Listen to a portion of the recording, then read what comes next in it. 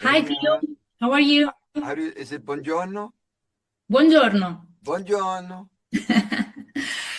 Okay, you jump on a moving train with the foundation because you have now in the season three a very important role. How did you experience entering in an already established group of actors? Um, it depends on the production because if the production is a bad one, it's terrible. It's really a horrible experience.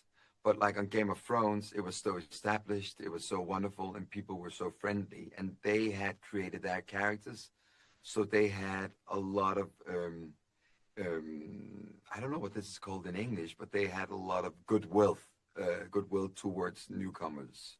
And Foundation is, different time periods, different Yeah. seasons. So on Foundation, they were just so friendly. David was just amazing, welcoming me. The cast and especially the crew were just so open-minded and really, really lovely. So it wasn't really a big challenge. And there was a lot of respect about me because the Mule had have such a huge impact in this season. So people were like a little bit like, oh, it's the Mule. It's the Mule. He's here. And I'm like, you guys know it's fiction, right? I'm just Pilou. Stage actor portraying the character. So should we go out and eat tonight? Yeah, sure. It was And wonderful. let's talk about the mule without spoiler, of course. If you had to describe the character in a few words, who is the mule? How would you define him? Chaotic, lost, melancholic, sad. Enough about me. What about the mule? um, uh, he's misunderstood.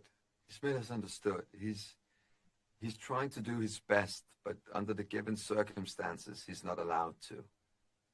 He wants to take over the world. He wants to be a leader. He wants to be a good leader. And he thinks foundation and empire aren't doing a good enough job. It needs to be a dictatorship, which is very like the world is today in some Yeah, political arenas. Um, he um, is a man of our time. yeah, apparently, you know what? I think a lot of viewers are going to watch him and be like, yeah, he looks like our, I don't know, political head of whatever. You know what I mean? And the character obviously an adaptation. He exists in books and in a screenplay. But did you have any impact on him when you built the character? Did you bring something from your experience, your point of view in the Mule?